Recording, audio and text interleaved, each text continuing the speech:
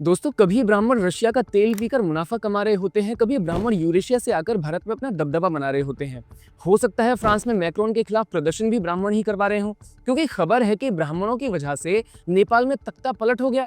जी हाँ, इस खबर को प्रसारित करने वाला चैनल है एबीपी न्यूज और खबर पेश करने वाली एंकर है प्रतिमा मिश्रा और प्रतिमा यादव। इनके जर्नलिज्म का हाल ऐसा ही है मानो एबीपी का मतलब हो गया ऑल ब्राह्मण फोबिया न्यूज।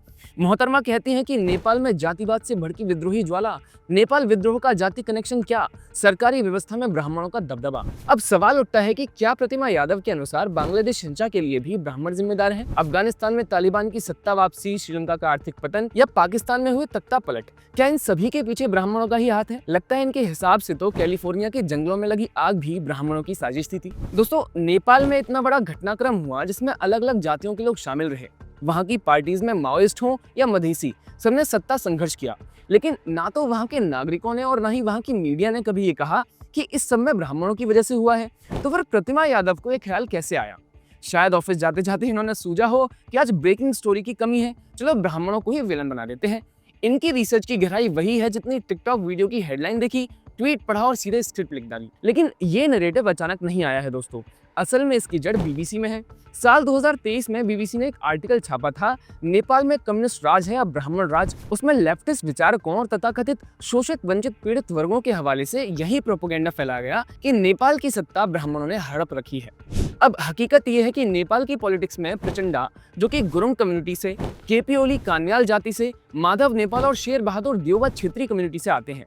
इन जैसे लीडर्स दशकों से नेपाल की पॉलिटिक्स में मेन स्ट्रीम में है। सत्ता में कभी माओइस्ट, कभी मधेसी, कभी पहाड़ी तराई का संतुलन चलता रहता है। जातीय संघर्ष वहाँ की असमान डेवलपमेंट पॉलिसीज और रूरल अर्बन खाई का नतीजा है, ना कि किसी एक जाति का षड्यंत्र। अगर सचमुच जातीय रिप्रेजेंटेशन का सवाल है तो नेपाल की तरह अफ्रीका, यूरोप या अमेरिका में भी सत्ता में किसी न किसी कम्युनिटी का दबदबा है, पर वहाँ इसे जातीय विद्रोह की जड़ नहीं बताया जाता। फिर नेपाल और इंडिया में ही ऐसा क्यों? असल में ब्राह्मण वर्चस्व वाला जुमला उठाकर हमारी मीडिया ने वही पैटर्न दोहराया है जो देश से निकलकर अब ग्लोबल हो चुका है। यही पैटर्न बार बार देखने को मिलता है।